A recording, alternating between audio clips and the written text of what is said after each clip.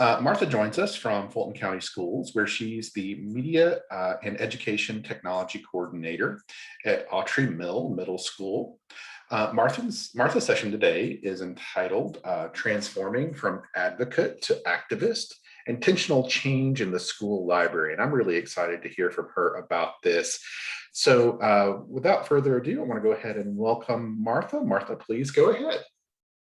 All right. Hey, good morning, everyone. Russell, thank you so much for that grand introduction. I've actually recently moved schools. Ooh, there we go.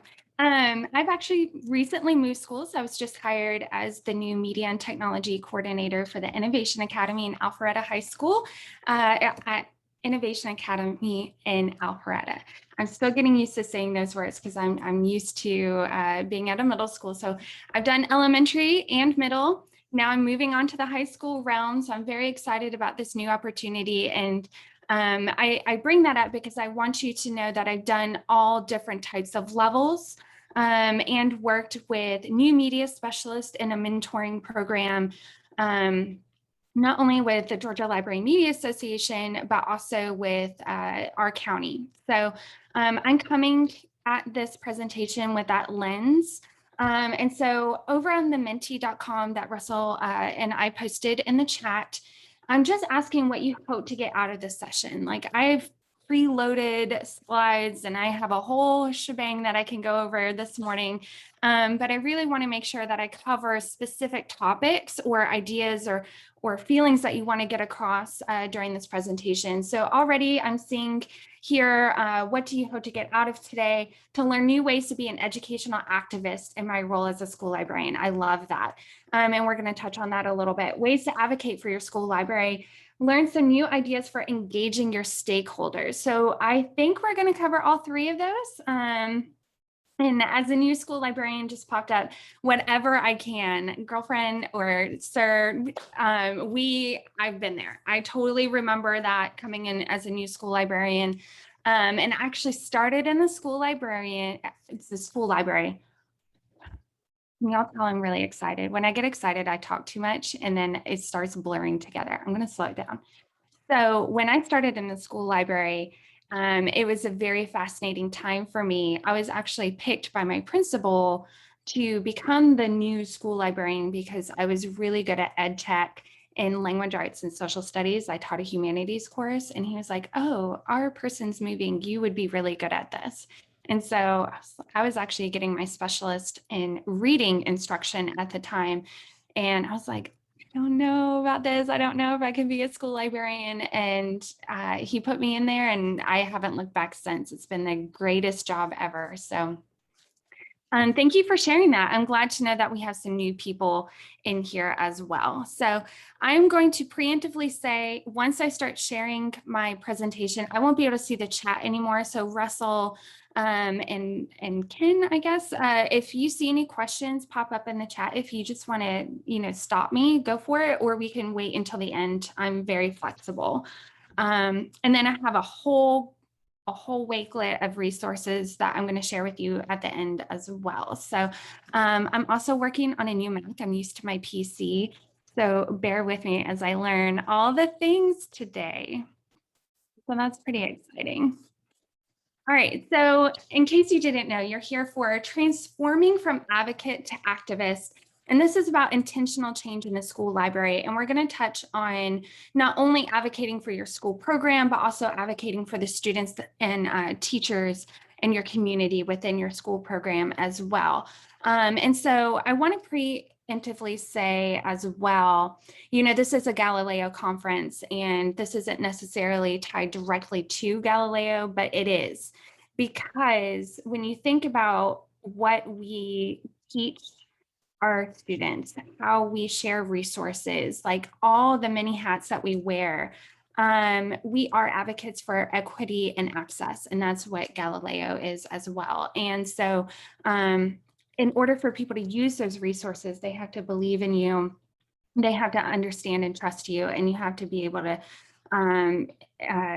work with your stakeholders on sharing those things. So keep that in mind as we go throughout. Again, my name is Martha Bongiorno. I don't know why it's doing this funky look right here. Sometimes when you download from Canva, this font doesn't work as well. So you can reach me on Twitter at Mrs._Bongi. There's my email. I also host a blog called discoveringtheremarkable.com, and I have some pretty cool badges down there. I need to change my GLMA one over to president now. So that's been my most recent excitement in the world of school librarianship. So as we go in today, my mindset is in our positions as school librarians, we serve our community and we lead from the middle, even though it's often quite unseen and it can be quiet to the larger community. A lot of what we do is what I call the ripple effect, where you do little pieces here and there, and it creates larger and larger and larger ripples. Some call the library the heart of the school, and that really goes back to having a servant's heart and what are we doing to serve our community. And it's not always what we want to do, but what's for the benefit of everyone else. All right. This is just the description today. We're going to talk about all sorts of advocacy and activism in the library. So the biggest thing that I hear, and I heard this last week at our Summer Institute for GLMA, that sometimes we feel like nobody cares about the school library. And often this can create like this defeated attitude, right? And I've been there. Like when I switched to elementary school, I was like, wow, I am teaching all day, every day. I was teaching keyboarding, y'all, all day, every day. And it was a lot. It was, I felt like I wasn't doing a great job as a school librarian. And I was like, wow, no one cares about the school library. Like they have me in here teaching keyboarding. Insert your story here. A lot of people feel this way, but I want to change the mindset with this, because it's really not that nobody cares about the school library. It's that nobody really cares about the school library as much as we do, right? Like this is our job. We're very passionate about our jobs. You know, you could talk hours about school librarianship. And I had some great conversations at Summer Institute last week that turned into not a 5-minute conversation, it was hours. And it's true, we're just very passionate people. And so we had to figure out how can we get people to care about the school library as much as we do. And it's really about, they don't care until it impacts them on a higher level. It impacts the educators or the staff members. It impacts our learners, right? It impacts students or our community. And I know that's difficult to hear, but just take a moment to, breathe and get recentered. There's a lot that goes into what we do to serve others. And it is about our staff members, our students, and our community as a whole. So as we go deeper into this presentation, consider what an advocate is versus an activist, right? So the AASL, the American Association of School Librarians Advocacy Committee, came out and they came out with a definition for an advocate. And it's part of the ongoing process of building partnerships so that others will act for and with you. It really turns a passive support into educated action for the library program. It begins with a vision and a plan for your program that matches the agenda and priorities of stakeholders. So, one thing that they don't teach you in school as an educator is just how to go through conflict resolution. When I have this vision, because I'm a passionate person and I love the library, but you are, as an administrator or a teacher or a PTSO board member, whoever, you have a whole different stake of bullet points over here that you're trying to get taken care of. And here I am coming and I'm like, we really need a larger budget. We really need access to this. We really need new furniture. We really need new bookshelves and all this stuff. They don't always understand what that means. They don't always understand how that fits into their agenda and their priorities. So today we're going to talk about how we're going to become advocates, but also turn that into intentional action. So that's what an activist does. It really takes intentional action to bring change. So really what I consider an advocate is someone who passively programs, someone who passively communicates, you could send a newsletter out with all the cool things you're doing. You could give a menu of options of what you could do for the staff members at the beginning of the year. You can post to social media, things like that. I would consider advocacy. It's an advocate for your program. But what we're trying to talk about is moving from that passive conversation, the passive things that we do, to intentional action. And the thing that keeps people from really taking action is fear a lot of times. Some of the most common things I hear is my district doesn't allow me to lobby at the state level. My district doesn't allow me to communicate with lawmakers. That is not true. You just cannot do it on school time with school allotted resources. So don't be emailing your legislator at 12 p.m. on a Tuesday with your school email. You can't do that. What you can do is go after school. You could take a personal day to go up to the Capitol and speak on behalf of school librarians. The other thing I hear all the time, and I'm guilty of this, y'all, if you know me at all, I'm very shy. I'm very introverted. It takes a lot of energy for me to try to come outside of my shell and share the things that I'm passionate about. So being shy, I don't consider something to fall back on. It's really about, trying to fight for what you're passionate about and things that matter.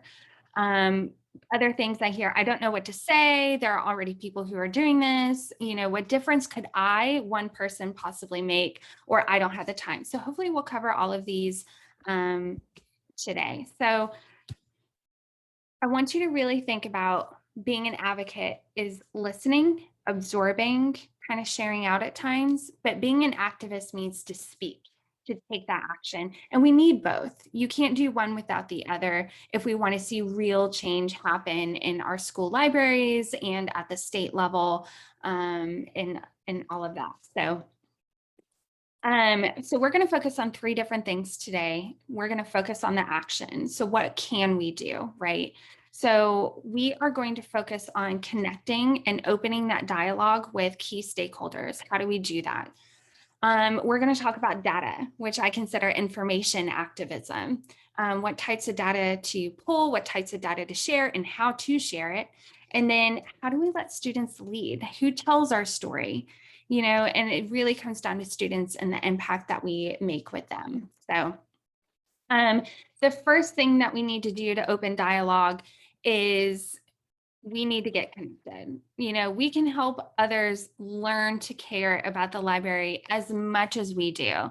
We just have to learn their needs and we have to adjust our dialogue to it. A lot of people, you've heard this word code switching, and I have a very down south way of talking where you just say y'all a lot and it's just very conversational. The way that I talk here, the way that I talk with my family, the way that I talk with my friends, that is not how I would talk with a key stakeholder. When I go and talk to legislators, I change my presentation, like how I present myself. I change how I talk. I slow it down. Y'all are gonna laugh, but I make little key talking point cards before I go so that I'm prepared. So I have this memorized before I go and talk. So thinking about how can you get connected with key stakeholders, because there's a ton, right? We talked about teachers, students, our community, but it's really about your school's needs, your district's needs. And then beyond that, people who make choices about the library. So that can change depending on where you're at. When I was down in coastal Georgia working, it was a lot of different people who had a say that you don't necessarily see in Metro. A lot of churches get involved, and if they're donating money or donating resources, you have to make sure that you're fitting the needs of your donors and things like that. You also have to think about the learners, their needs and their preference. And when I say learners, I mean every single learner, not just pick and choose who is going to benefit. We're talking about equity and access to all learners, okay? And then the greater community who can support the school library and influence other decision makers. if you make your parents very happy and they see a benefit to your school library, and there's an issue popping up with the legislative season, you could possibly drop that in conversation, not email, but drop it in conversation and be like, this is a concern of mine. You know, if they take away this part of our budget, or they get rid of discovery education, or if they get rid of this or that, you know, this is how it's going to influence your child. They're going to jump on that train and start emailing people, you know what I mean? So it's all about getting to know your constituents, your stakeholders, and really starting to formulate that conversation around their needs. And so the other thing that you can do is inviting decision makers into the library. So one of the key things I see from other media specialists, and I do this as well, I send either quarterly or monthly newsletters about all the cool things that are going on in the library and inviting them in. But you have to be intentional with it, right? So I don't just send it to staff members. I send it to our administrators. I send it to our PTA or PTSO. I send it to our community mentor programs, participants and things like that. So the other thing that you want to consider doing is inviting your admin team to anything and everything that you do in the library. You know, if you're doing a big research project with your 6th grade humanities teachers, invite them in. If you're doing a virtual visit with an author, invite them in. Invite them to a book club meeting. Be like, hey, we're discussing this book. You know, would you like to participate with us? Chances are they probably won't come, you know, but you've invited them. And then you send a follow-up email like, hey, hopefully you'll be able to, you know, passive aggressive South. You know, hey, we really missed you today. Here's some really cool points, you know, or something like that. You could always send a follow-up email. Invite your PTA in. They don't get invited to me very much. When you're in secondary, when I went to the middle school from elementary, I was shocked by how much we don't involve our PTA beyond book fair. And so that is something that we could do better on, is inviting our PTA, PTSO in. Invite your school board members, your local community members. Think about mentors that could come in. If you have a makerspace, who could come in and kind of help with different projects you're doing in the makerspace. Consider business partners. Every school has a business partner, at least one. And excuse the 6-year-old in the background. He's used to summer. Consider your business partners and guest speakers to come in. Local government officials. Something else we forget about a lot of times is we go big or go home, but we have city council members who would love to get involved. It's a good photo op for them, and it's a good talking point for you. And then never, ever, ever, ever give up an opportunity to host something for open house. At the beginning of the year, doing an open house, have bookmarks ready to go, a flyer with a QR code to your school's website, you know, anything and everything that you could do to draw people in during open house. Curriculum nights, STEM literacy evenings. I always hosted, anytime we did something like this, I hosted something in the library to draw people in. So for our middle school, for open house, they had to come to the library to get their locker assignments. So it drew people in. I had displays up. I had our flyers and bookmarks ready to go. And so that started a lot of conversations and really centering the library as a place for them to come and kind of, you know, draw back that curtain for a lot of the students, especially your incoming 6th graders or your incoming 9th graders. That would be a great thing to do. The other thing that you want to do is maximize your elevator speech. You know, you don't want to be left unaware. You know, you want to have something ready to go, a powerful story about how the school library has affected a student, how the library affected you, how the library affected a teacher, anything like that, to maximize a quick elevator speech, because you never know who you're going to meet. When I was in coastal Georgia, one of the things, you always run into someone somewhere. And it was usually at the grocery store or a community event. So the 4th of July celebration, I will never forget this. We were watching fireworks at the local park, and I ended up having a picnic blanket right next to the husband of our PTSA president. And I was like, what? I didn't know it at the time, but our kids ended up playing with each other. And I was talking about, yeah, I'm the local school librarian. And, you know, we're somehow the conversation, I steered it because that's how I always do. But I steered it towards like we were doing a book swap at the beginning of the year over the summer reading that we had done and things like that. And the PTSA member emailed me the next day, and somehow I made an impression on her husband and our kids playing together or whatever. And she emailed me and she was like, how can we get involved? How can we help? And I was like, oh my gosh, that was awesome. So you never know how your conversations are going to turn. So always have something ready to kind of throw in the conversation, but also know your limits when you're talking and don't overtalk, because that's one of the things that I've learned is I talk too much about our stories. And then think about the power of your stories. So there are miscellaneous conversations that happen like that. And then there's powerful stories that we tell in emails, in newsletters, in social media posts, and things like that. So learn how to strengthen your story. And think about consistent communication. If you say you're going to do a newsletter, if you say you're going to post to social media, it can't just be something that you do every once in a while. I'm guilty of this with blog posts, but you really have to strengthen your story with consistent communication.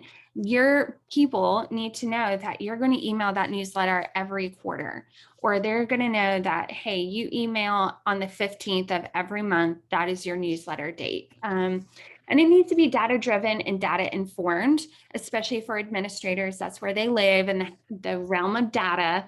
And then connect the library to students' academic success. So one thing that we did when we were in elementary school, and we kind of transferred this to PBIS in middle school, is if a student made extreme gains or met their goal with their iReady or their NWEA benchmark test or anything like that, we connected the library to that academic success. We gave them rewards. You could come and I would host like a whole STEM day for the students who met their goals. And then tying that in also, not as a reward, but also showing how your book club affected the students who made those gains. So there's two ways to look at that. And then adapting your vocabulary, and we're going to get into that in a little bit, is vocabulary is extremely important. We, you know, all the IEP, you know, shortened versions of what we say, and parents don't really understand it. When we talk about school libraries, I don't think people realize they don't understand what we're talking about. So when we're talking about information literacy or digital literacy, not everyone understands what that means. So how do we adapt our personal language to the vocabulary of our constituents? Align your programming with policies and goals of the school district and state.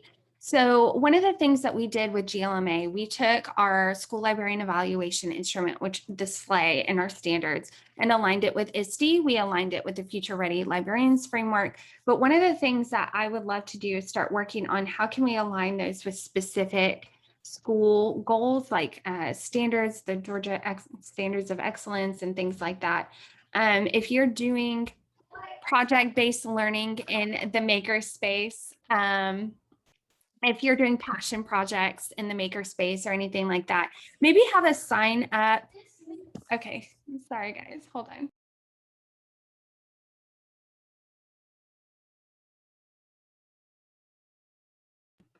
Okay, there we go. Sorry, 6-year-old in the background. So one of the things that you could do is just have a sign up about how you're meeting research standards or something like that. You know, it could be passive, but you're also making that intentional effort to show like, hey, this is what we're doing. This is how it's aligning and helping the academic success of our students. And then tell your library story through students and through teachers. You know, that really comes down to building rapport with your teachers and your students, meeting their needs, having those conversations in the break room, having those conversations in the lunchroom, and things like that. But your biggest advocates are going to be your students and then your teachers. So if something comes up, like our library was closed for testing this year, we were actually used for testing, which I've had to do in the past, but this year it created such a riot with our teachers because they were like, no, we need somewhere to go. Like our students want something to do after testing is over. They want to be able to use these resources. And because they were using us for small group testing, I mean, y'all know how small group testing can go. It takes the library out all day and make up testing. So they couldn't send students at all. So they weren't able to get like summer reading books. They weren't able to come and work on projects and things like that. And teachers really advocated for us. And that was a great thing. So just keep that in mind. You know, doing the back end work will save you time in the future. One of the other things, if you were wondering about how to get involved with the power of your story and how to formulate these elevator speeches, I'm going to share these resources at the end. I don't want to walk you through everything. I just wanted this to be kind of a discussion and answer questions. But our advocacy committee for GLMA, we have an amazing team of people who work on helping you with elevator speeches. We've even crafted like insert your name here, insert your problem here, you know, that type of template for you. That's linked at the end.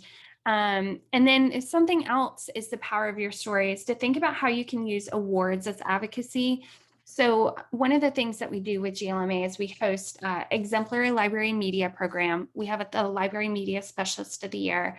We have grants that we offer. And then we also have distinguished school administrator awards. So if your administrator is going super extra and supporting you, or you want to like showcase how awesome they are as an admin, when we shine light on others, we shine light for everybody, right?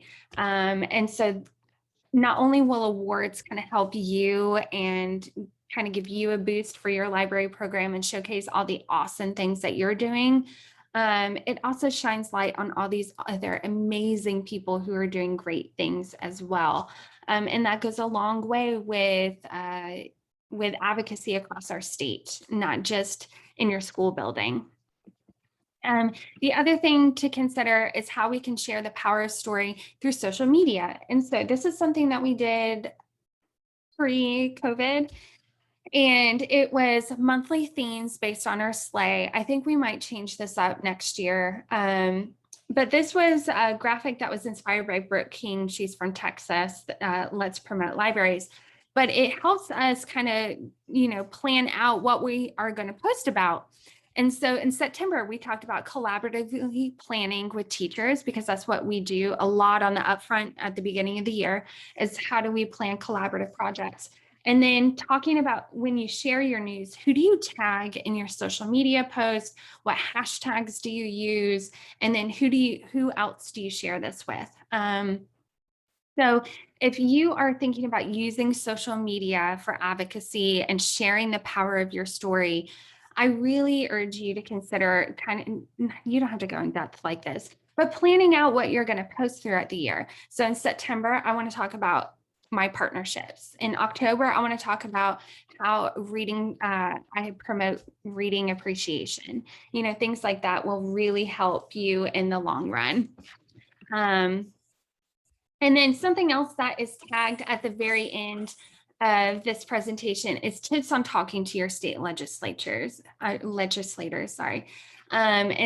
all of that is on there. And then some AASL toolkits are on there.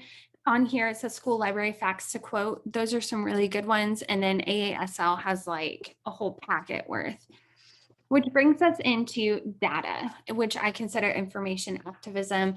And really, when you're talking to administrators, it's really the language of that they speak. So our admin, our school board members, data goes a long way, y'all. And so one of the things we're guilty of, like I said earlier, we talk too much. So let me just read this. And you guys tell me what you think. This year, the library was very busy with students using the OPAC to find books, place holds, and check out books. We had over 2,200 visits from patrons with a total of 25,672 circulations. Over 300 library lessons were taught, including read alouds, information literacy skills, and digital literacy skills. Patrons also accessed databases 15,678 plus times over the course of the year. We also hosted several different reading programs like Six Flags, Half Price Books, and the Georgia Children's Awards. Our makerspace was actively visited virtually by 2,000 patrons who worked to design and create products from a variety of tools and resources available to them. As part of my role and managing the library space, I also gentrified, adding new signage, and acquired 300 new books for various collections. We can all identify with this because this is stuff that we're passionate about. We're like, oh, wow, that's amazing that we just increased all of that, especially during COVID. And I've seen a lot of library snapshots sharing this type of information, and I'm guilty of this too. But I urge you to think about this from an administrator's perspective, just for a second. An administrator doesn't know what that means. When you say 2,000 visits, well, what kind of visits? What were they for? Is that normal? Is that more? Is that less, right? 25,602 circulations. What does that mean? And honestly, I don't like circulation stats because they change from year to year, and it depends on how you barcode everything. For me, a lot of our technology is included in circulation because that's required from our school. And so my circulation isn't going to showcase what our kids are checking out, right? The library lessons, what does that mean? What kind of library lessons? What does literacy skills mean? All that kind of stuff. So this is a great starting point, but then you need to take this, adapt the language, and show how this has actually affected your students and your teachers, right? So taking this data, tie that to the power of your story, and then change the language to kind of fit their needs. So one of the things that I've thought long and hard about is, how do we do that? I live in the realm of school librarianship. I'm not always involved in the conversations with admin team, but I am on the leadership team, and I hear what they're saying and I hear their needs.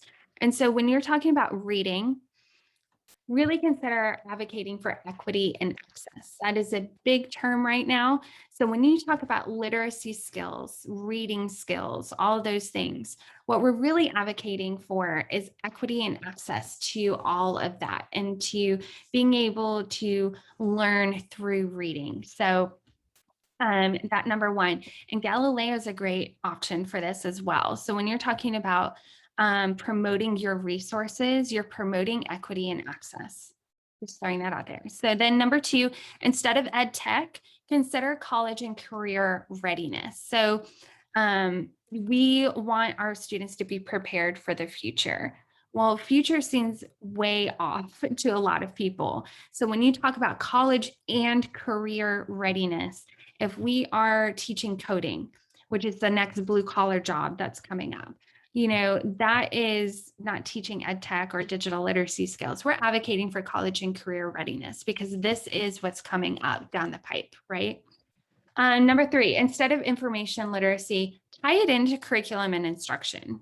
So if you're talking about information literacy, we all know that means research, learning how to navigate databases, digital citizenship, all those key pieces. Tie that into actual curriculum standards, tie that into curricular vocabulary.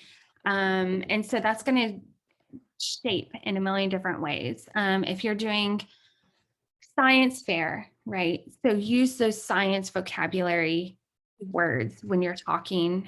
Use the science research standards when you're talking about the science fair and how you help them with their research. And then last but not least, we talk about collection development, and I'm guilty of this because we've been working on diversifying and decolonizing our bookshelves and things like that. So our collection development has been a huge piece of what I've been advocating for the past 3 years at my school.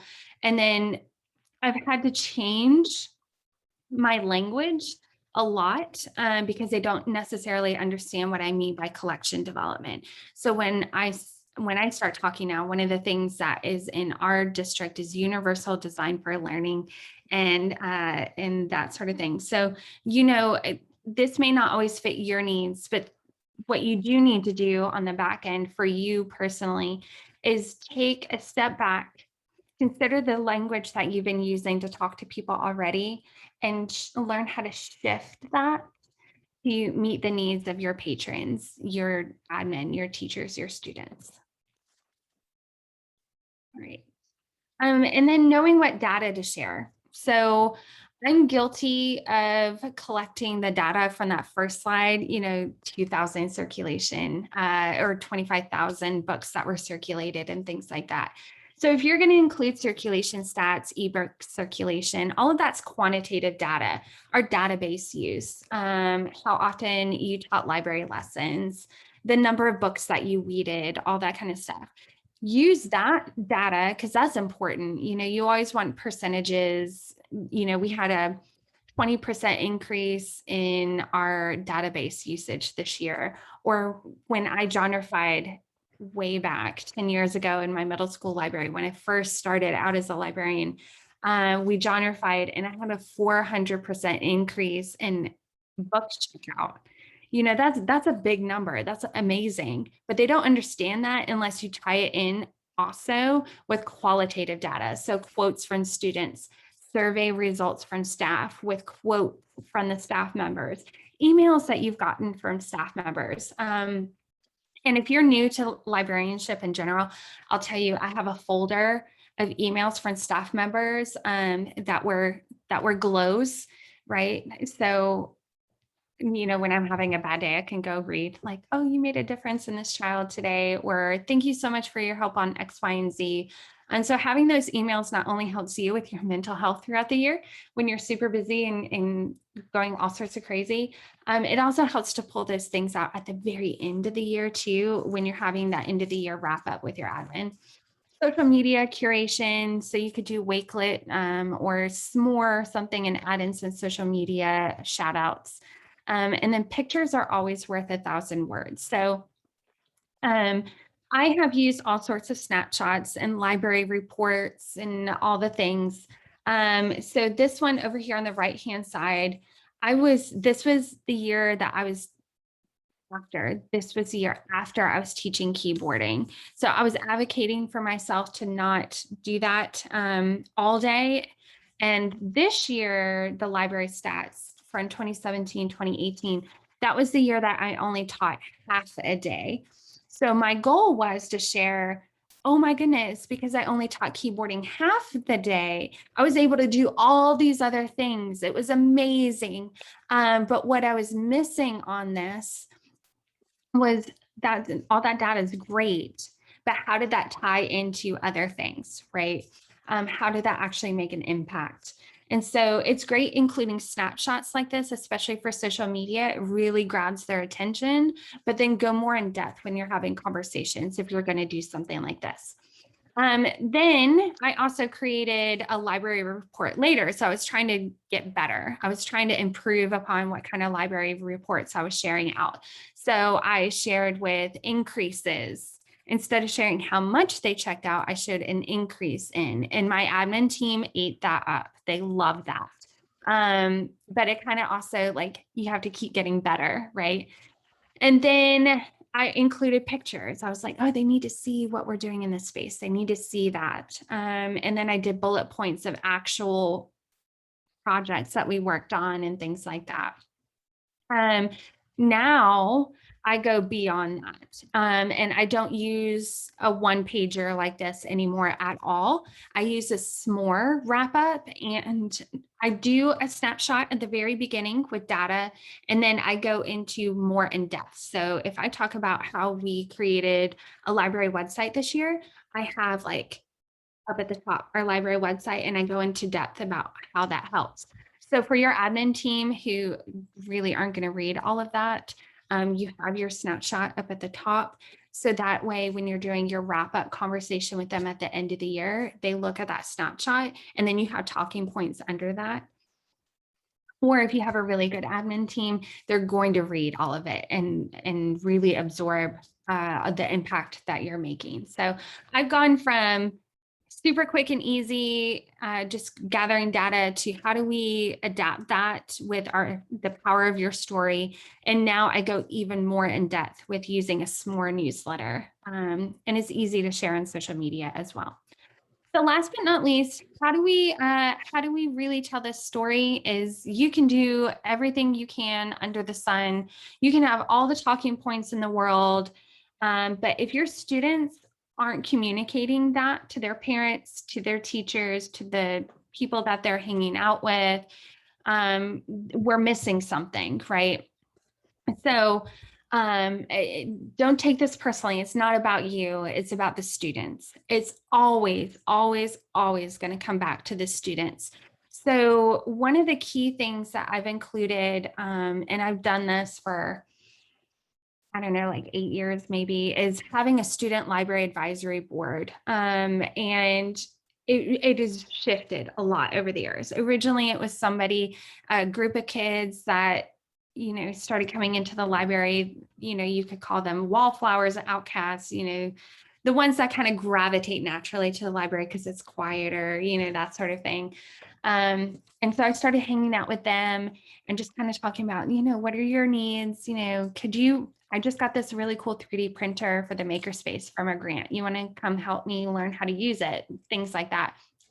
And it slowly started shifting into help me with book collection. Do you want to help me put up books? Do you want to help teach a class? And now what I have is a student library advisory board that is made up of my book specialist, my display specialist, my kids who love tech, who help teachers. It's a subsection of our advisory board that we call SWAT, Students Working to Advance Technology. So they help us with our one-to-one devices and things like that. But they all come together and we meet monthly and we talk about programs that we're working on, things that have worked well, things that aren't working well. How do we change that? They were ones that were helping me with diversifying our book collection, and all of that. So I linked on here a podcast with Wendy Prey, who is from Texas as well, with Amy Herman and the School Librarians United podcast. It is an amazing episode where she talks about how she made it a class. I've never done a class. I've never been able to do that. I've always had them in as a homeroom or as an extra club or things like that. But Wendy talks about how she actually includes it in her school library as a class, which I thought was really interesting. So if you're thinking about starting a student library advisory board and you haven't yet, here are some ideas that you could do. I mentioned the diversity audit. That's a lot to do. It's shifting now with Follett and Mackin having that diversity piece on the back end, being able to analyze your collection. But before they started shifting that, you had to go by hand. So I would go through the fantasy section and we would have this is how many books that were people of color. This is how many books that were LGBTQ, tagged. This is how many men were on the cover. This is how many women. This is how many trans. This is, all the things. And we had that on a spreadsheet going. It was a lot. So I'm really glad that they're kind of, making that easier on us. But that's a great way to get kids involved. Surveys and feedback from student body. I always have our students write those questions, and then I add maybe 1 or 2 of my own, but it's created by and shared by our student body. Passion projects in the makerspace. I had a girl who absolutely loved the Cricut machine, and we had one given to us by the county, and I had no idea how to use it, y'all, none. And she taught me everything I know, and then she hosted a lunch group for other students who wanted to use it as well. And so that was a passion project of hers. And then it led to a whole program that we did with other students.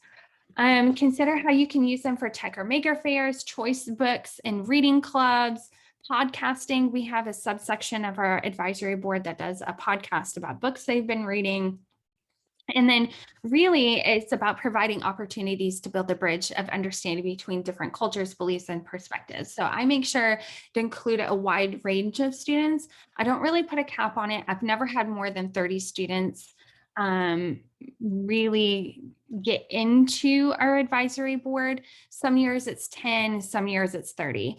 And recently I've had to actually start like an application process. But once you start implementing an application process, it really weeds down students who don't want to take it seriously. So that is something to consider.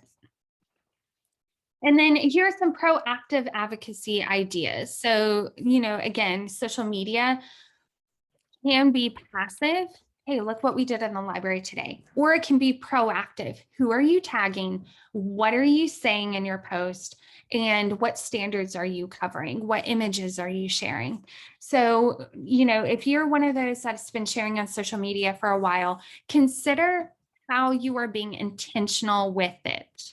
Don't always just share out all the cool things. Also share out why it's important and tag the right people. And that just takes back end work. Know who your board members are and their handles.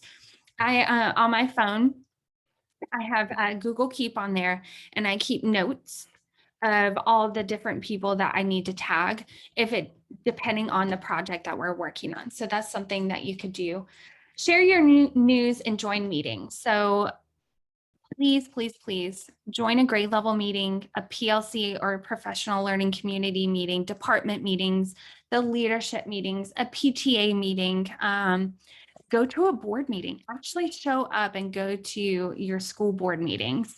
Consider if you've done a big program like a book swap, or if you've gone and read to your elementary school and you're a middle school or high school, if you've had the high school come in and read to your kids, all those are like great stories for newspapers.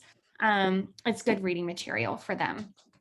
So consider how you're sharing your news and joining in meetings to not only listen, but also share resources as needed, and then send up follow-up. So when I go to PLCs, I don't usually interrupt their meetings. I'll send a follow-up email like, hey, I heard that you were working on the Aztecs, Incas, and the Mayans coming up this next week. Have you considered going to this Galileo? Can I work with you on this research? Or here's a wakelet of resources on this that you've linked to a bunch of different databases and things like that. There's a million and one ways that you could do that. But they see your face, they hear your voice, and they know that you're actually listening when you do that. Get involved. I did this as a teacher, and I did not stop doing it when I became a librarian. So attending those after school events, band, orchestra, chorus, sporting events, talent shows, art fairs, recitals, anything like that. Take every advantage that you can within reason to try to show your face and that you care about your school community. I have bookmarks. So passive bookmarks being any bookmark, right? So I have bookmarks that are out, that the coloring bookmarks, kids have made them, but make it proactive. You could do a bookmark contest. Intentionally seek out students to design the bookmark of the year that you're going to print out for students. Add the QR code to your whatever catalog system you use, or your school library's website, or social media handles, anything like that. So take it and then be intentional with it. Connect with local makers to teach your makerspace skills and projects in the makerspace. I mentioned that earlier. Having parents, they always want to come in, and COVID, I know, has made it hard, but consider how you might do that in the future. Connect with people who really know and love something and create a program around it. And it gets your community involved, and then they can see the awesome things that you're already doing in this space. And then one other aspect of that is consider compassionate making. So this is a huge part of our maker space, is maker care, compassionate making. There's a lot of different words out there that you could attribute to this. And I didn't start this.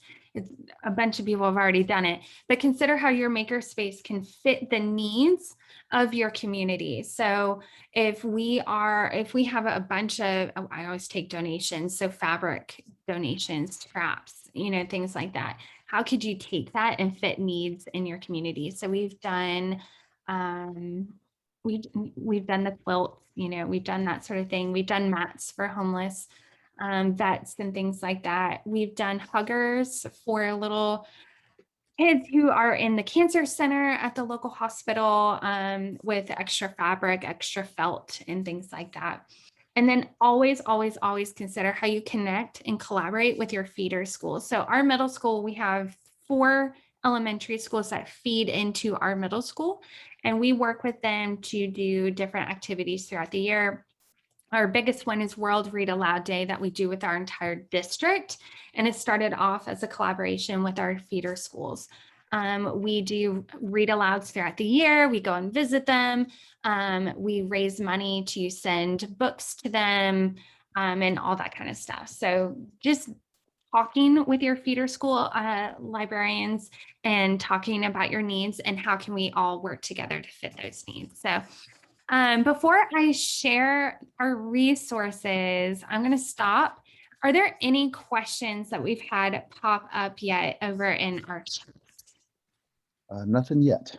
Nothing yet. Okay. Yeah, Russell put out a little request for any, so we might have some. Awesome. So I'm going to share with us now our link to our resources. Oh, come on, PowerPoint. Oh man. Okay. I am just going to grab our wakelet real quick.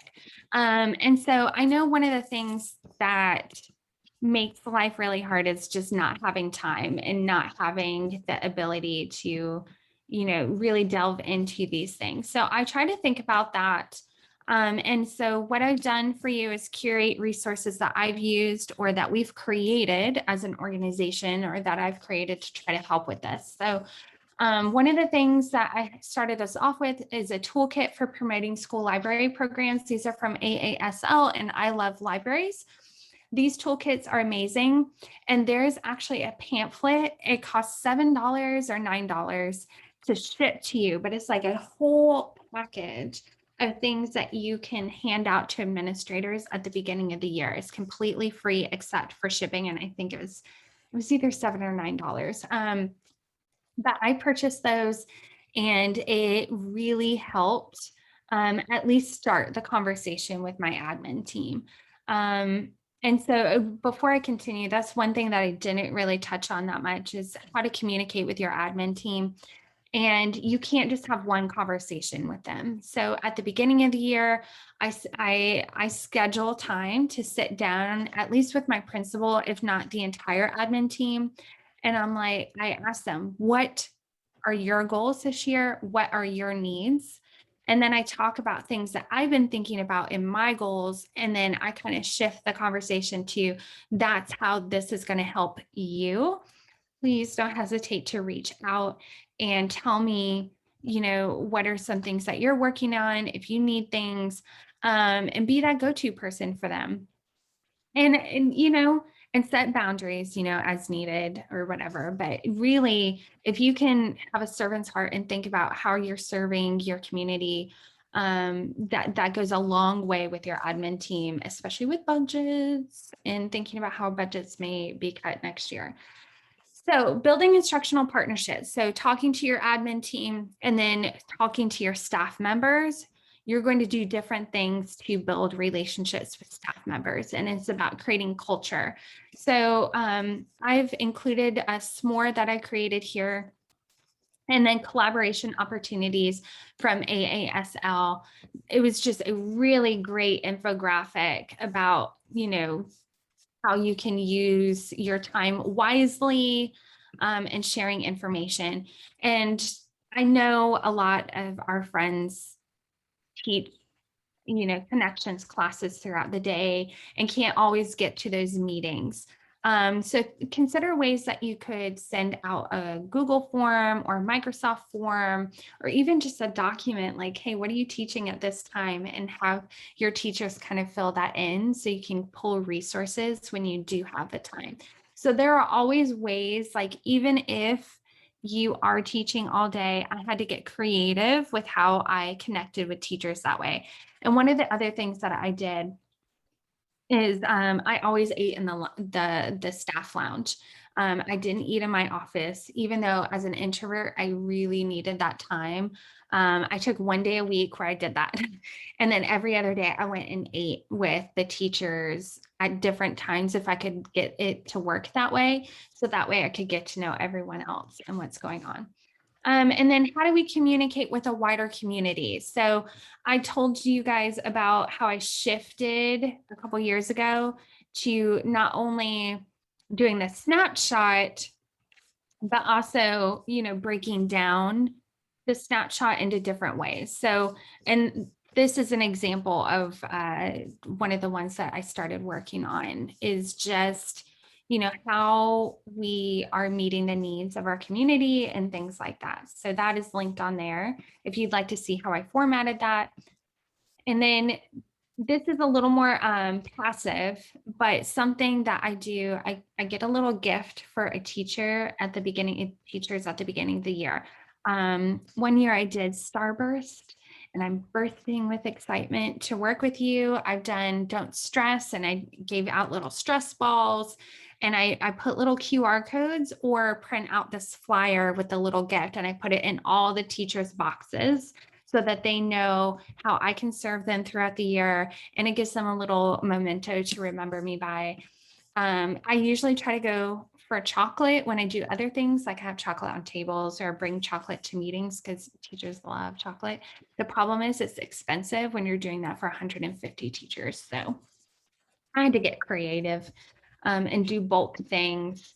And then the other thing that I've done in the past, and I'm sure if you've been on Facebook and you're part of the Future Ready Librarians Facebook page, this was kind of being passed around years and years ago, and it keeps getting adapted, is doing a goal sheet for yourself that you can then share with your admin team. So we have the Future Ready Librarians framework broken down and then tied in with our ISTE standards. And then what I did last summer is tie this into our school librarian evaluation instrument. So that's going to look different for me this year. And then I talk about, this is what I'm already doing.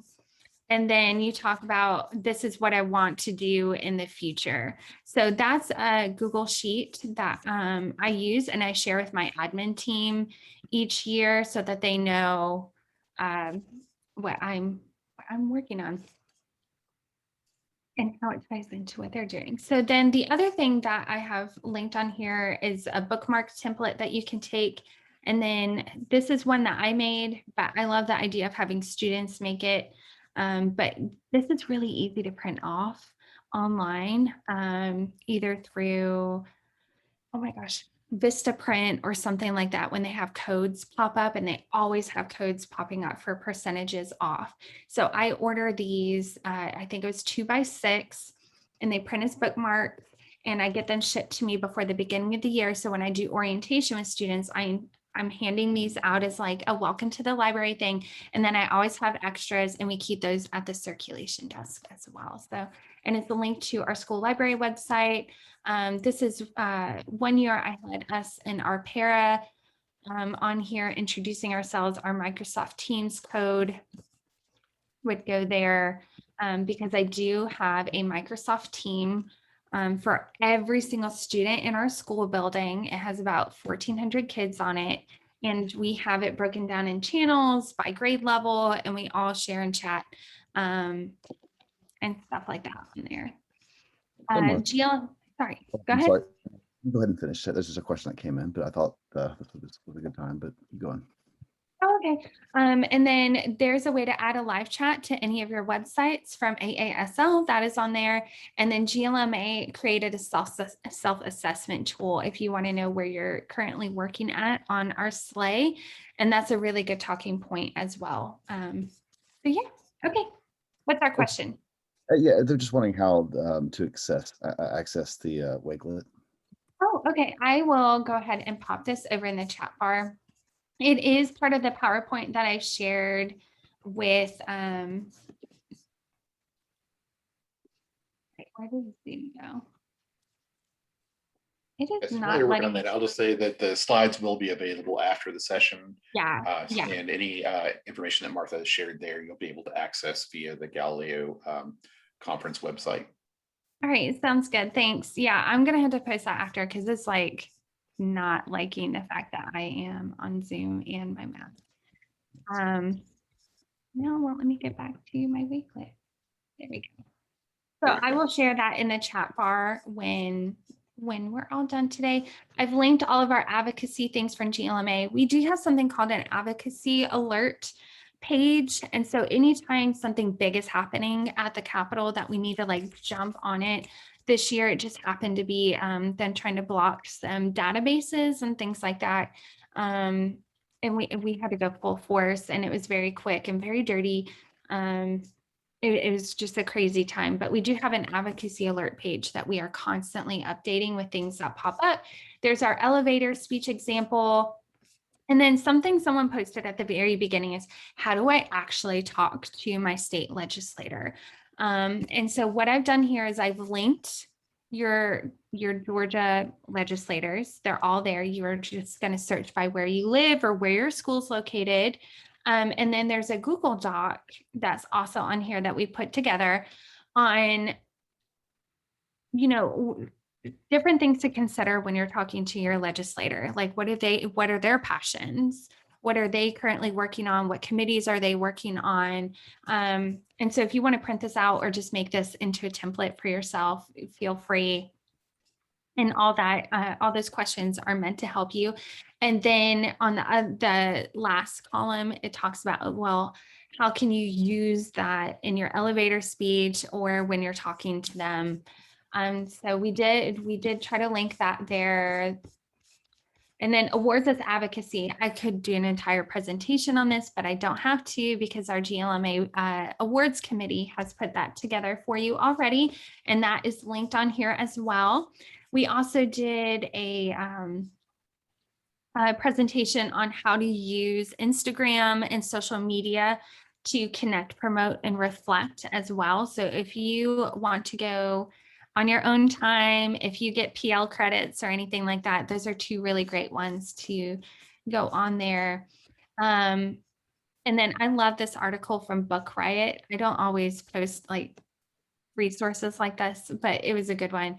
And is that all you do? No, that is not all I do. Here are all the other things. So it gave some good talking points in there as well. And then if you're looking for some great program ideas that capture the community, like the community as a whole, we posted some ones there. Inquiry-based learning, and then data collection. I posted all my links that I was sharing earlier. There's a great thing there. And then evidence-based advocacy. So that's another subset of advocacy, is using evidence, right? And there's a presentation from AASL from 2019 that we were given permission to share on here as well. And then if you've never used Google Sheets to track data, this is a really, really cool way to track the circulation statistics and the increases in library lessons that you've been teaching and things like that. That is linked on here. And there's a copy of a workbook from Lynn Bryan from Denver Public Schools, who has given us permission to share his information as well. And then we can't forget diversity and inclusion, y'all. Like that is something that's never going to go away.